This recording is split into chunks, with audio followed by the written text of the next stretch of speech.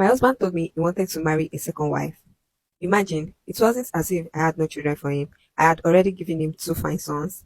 We were okay, living well, but he just woke up one morning and declared that one woman was no longer enough for him. According to him, he needed another woman.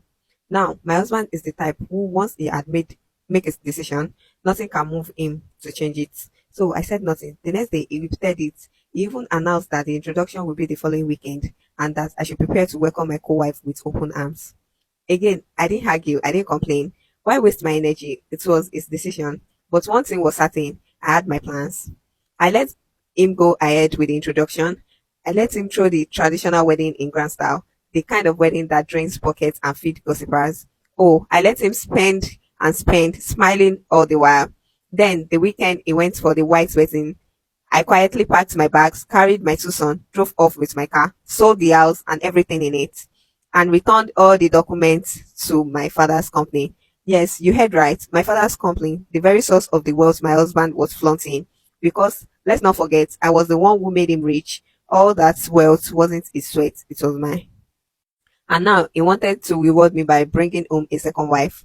Oh no, I didn't need to shout, fight, or throw tantrums. I simply took everything that belonged to me and left. I left for another state.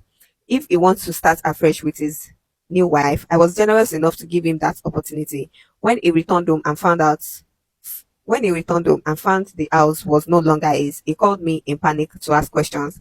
Oh, honey, I told him sweetly, I just took what belonged to me so that you and your new wife can enjoy each other in peace.